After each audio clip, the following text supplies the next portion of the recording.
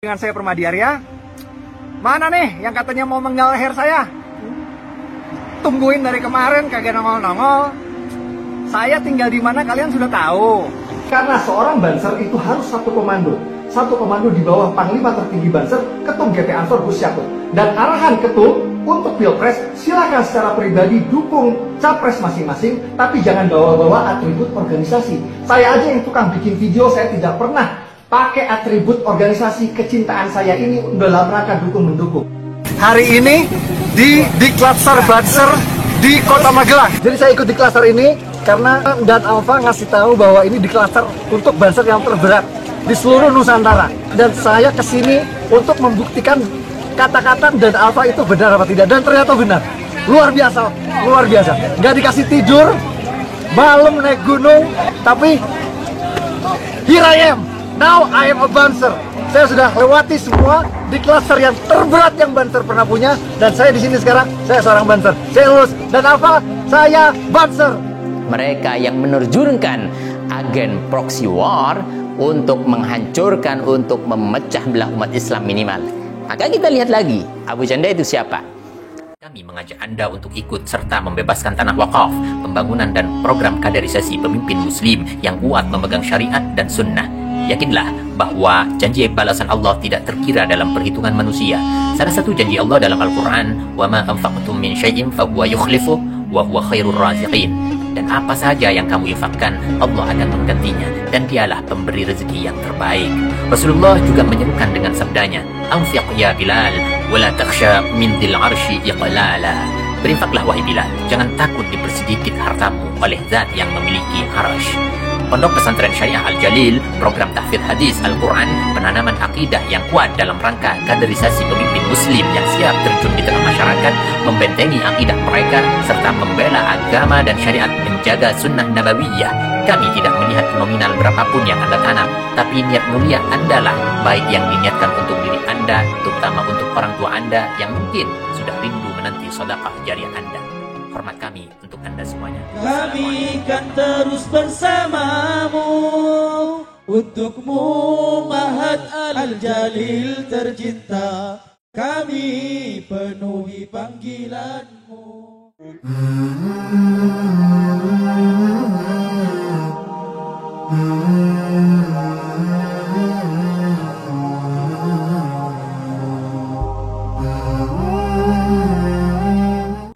Assalamualaikum warahmatullahi wabarakatuh, sahabat Channel Benteng Akidah dimanapun Anda berada. Pada kesempatan ini saya ingin menyampaikan satu pesan yang sangat penting, di mana umat Islam akan terus kuat, akan terus bersatu dengan satu resep, yaitu jangan berpecah belah.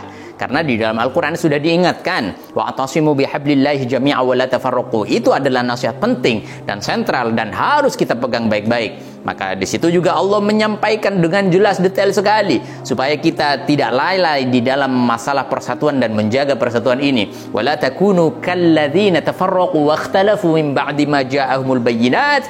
Kata Allah Subhanahu wa taala, jangan seperti mereka yang berpecah belah kemudian berselisih, padahal sudah ada bimbingan, sudah ada petunjuk, ada nasihat dari Allah dan Nabi-Nya. Dalam hal ini tentu yaitu persatuan dikaji jaga dengan baik, maka Islam akan kuat dan terus terjaga sampai mendapat kemenangan dan kejayaan dimanapun dan kapanpun saja. Maka inilah kunci dan rahasia bagaimana Islam bersatu. Di situ orang-orang kafir dan orang-orang munafik bersama orang-orang yang tidak suka terhadap Islam ingin menghancurkan Islam, memutar otak mereka dan mencari cara bagaimana caranya memecah belah. Karena ini adalah kunci dan rahasia Islam tetap jaya sampai kapanpun saja. Maka di situ kita mendengar satu nama yang bernama Abu Janda. Siapa Abu Janda? Sepertinya belakangan ini sudah menyerahkan diri untuk dipenggal lehernya. Anda tahu sendiri dan videonya seperti apa.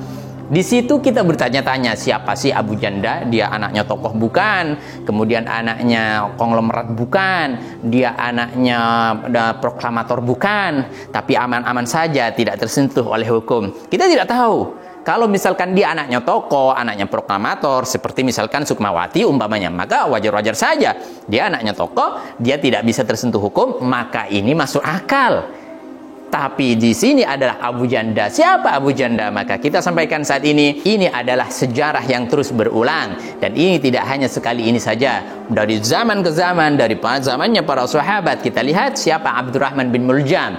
Siapa sih dia? Dia hanya orang biasa, bukan tokoh sentral, tapi dia bisa menembus persatuan umat Islam di masa Sayyidina Ali karramallahu wajhah, sehingga melukai 13 orang sahabatnya dan membunuh 7 orang sahabatnya di waktu subuh, termasuk Sayyidina Ali yang ditikam dari belakang dengan pedang yang sudah dilumuri racun. Dia Abdurrahman bin Muljam. Dia bukan orang hebat, dia bukan orang tokoh, tapi dia bisa masuk dan memecah belah umat Islam di waktu itu, dan bisa membunuh simbol daripada khalifah atau pemimpin Islam di waktu itu. Kita lihat ada Wahsy bin Harb. Wahsy bin Harb, dia dari Ethiopia. Dia seorang budak hitam yang tidak mempunyai kedudukan apa-apa. Jangankan tokoh, dia hanyalah budak. Yang mungkin saat ini budak mungkin sudah tidak ada, akan tapi budak ini derajatnya sudah tidak ada sama sekali, kecuali dia mempunyai derajat kemanusiaan saja, dan ketika bertakwa kepada Allah maka diangkat ketakwaannya dan derajatnya oleh Allah Subhanahu wa taala. Baik, kita lihat secara manusiawi saja, secara sosial saja, dia tidak mempunyai kedudukan. Siapa Wahsy bin Harb? Dia orang biasa, tapi bisa melumpuhkan dan memecah kekuatan Islam di waktu itu, sehingga dia membunuh Hamzah bin Abdul Muttalib, pamanda baginda Rasulullah SAW, yang pada waktu itu mempunyai satu kekuatan besar, yang mempunyai power untuk menjaga Islam. Di mana kita lihat lagi ada satu tokoh yang bernama Abu Lu'lu'ah Fairuz al-Majusi. Dia orang Majusi. Dia juga budak. Dia budak tawanan perang. Kemudian dia mempunyai satu keahlian untuk membuat anak panah, membuat pisau, membuat tombak, membuat pedang, dan alat-alat senjata lainnya. Sehingga dia pura-pura masuk Islam, kemudian masuklah ke Madinah menjadi budaknya Mughirah, sahabat Rasulullah SAW. Dan dia masuk kepada satu kesempatan, dan dia mendapatkan kesempatan emas tersebut sehingga membunuh Sayyidina Umar radhiyallahu an. Dan di situ adalah satu keberhasilan daripada mereka yang menerjunkan agen proxy war untuk menghancurkan, untuk memecah belah umat Islam minimal. Maka kita lihat lagi, Abu Janda itu siapa? Saya tidak tahu jelas dan pasti. Yang pasti dia adalah orang yang sangat merugikan terhadap Islam. Dia berkali-kali mempunyai statement yang bisa menghancurkan dirinya, karena dia sebenarnya adalah orang yang tidak bisa mempunyai pertanggungjawaban di dalam keilmuannya.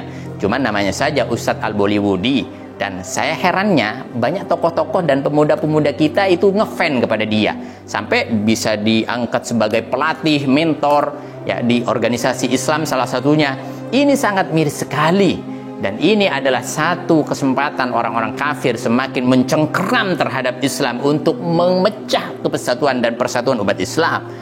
Maka sahabat kaum muslimin dimanapun Anda berada, dia bernama Permadi Arya, dan dia dulu pernah masuk untuk memecah Islam melalui organisasi Syiah atau melalui agama Syiah, yang mana dia ingin memecah umat Islam.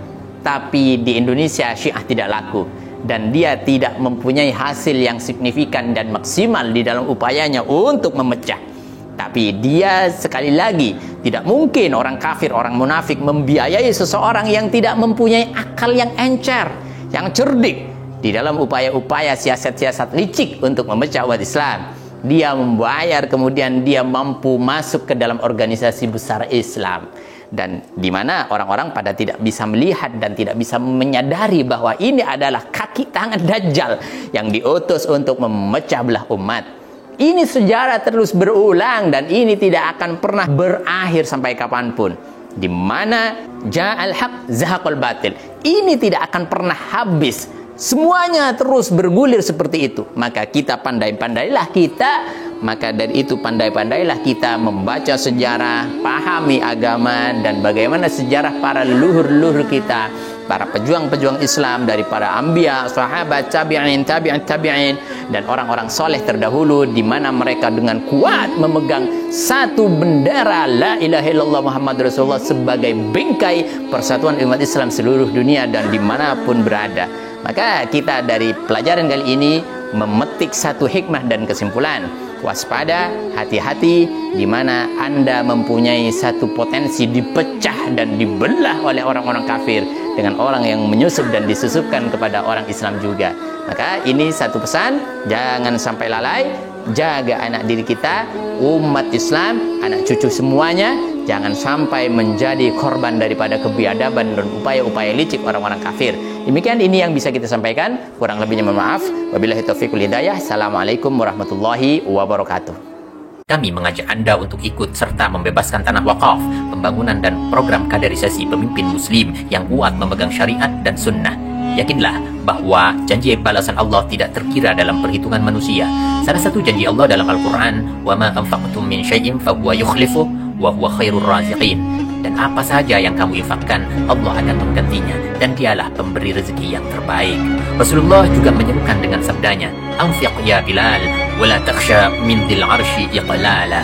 Berinfaklah wahai Bilal, jangan takut dipersedikit hartamu oleh zat yang memiliki arsy. Pondok Pesantren Syariah Al-Jalil, program tahfidz hadis Al-Quran, penanaman akidah yang kuat dalam rangka kaderisasi pemimpin muslim yang siap terjun di tengah masyarakat, membentengi akidah mereka, serta membela agama dan syariat, menjaga sunnah nabawiyah. Kami tidak melihat nominal berapapun yang Anda tanam, tapi niat mulia Anda lah, baik yang diniatkan untuk diri Anda, terutama untuk orang tua Anda yang mungkin sudah rindu menanti sedekah jariah Anda.